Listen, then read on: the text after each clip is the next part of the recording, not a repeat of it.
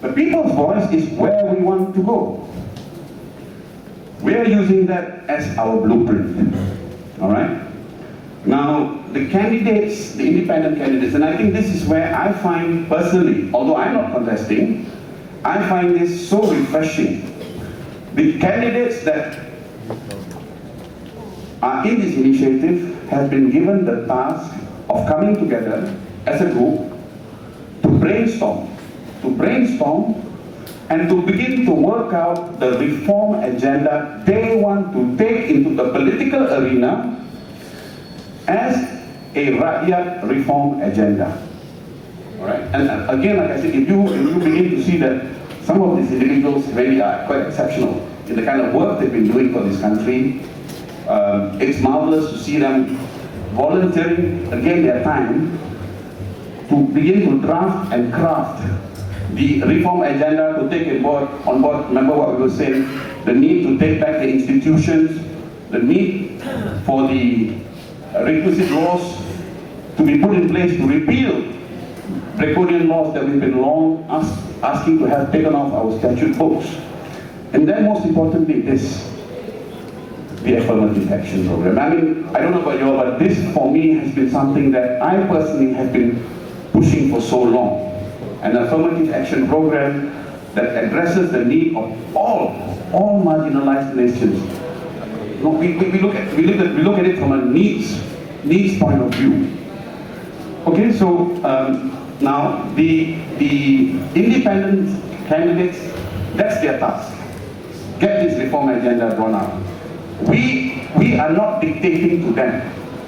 And this is where in our closed-door briefing with the NGOs on Sunday, we are urging civil society, NGOs, NGIs to get involved in this process. Make this part of your effort as well. All right? This is a good time to sit down and say, let's put in some input on what reforms we want to take to the political arena. Okay? Move on. Okay, game plan. How are we hoping to move with this independent candidate initiative? Now, it says that first week of January, Congress Rakyat. I was discussing with some of the team earlier, and we think we will have to shift it to the third week of January.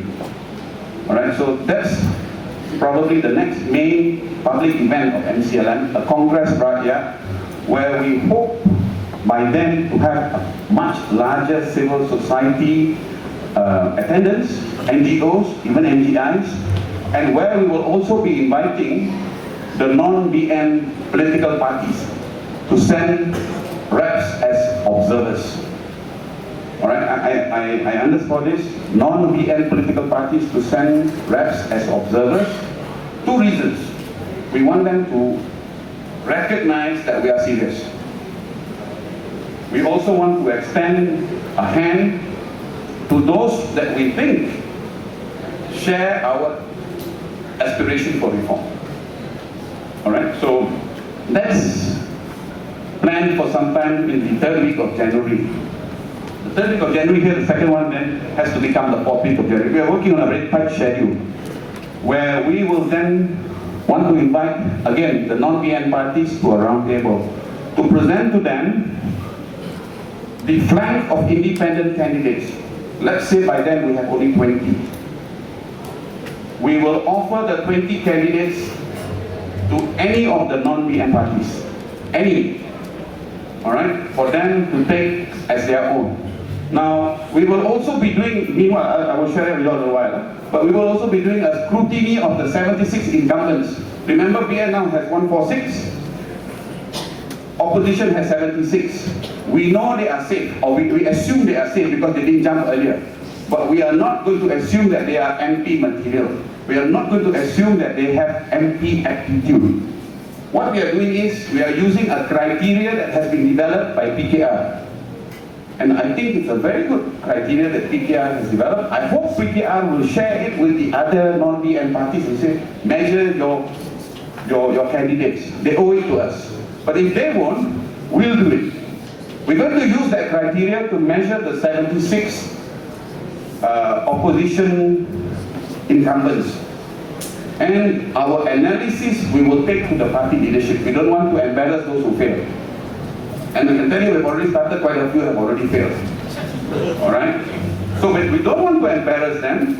We will send those reports to the party leadership so that this information or this analysis is made known to them privately. We would, however, think it irresponsible if they too come to the same conclusion, but they still offer those incumbents. Alright? So, 4th week of January, we take the independent candidate initiative. We've got 20 chalon, or we've got 15, or we've got 10. We put it on offer to any of the non-BN parties. Please take them.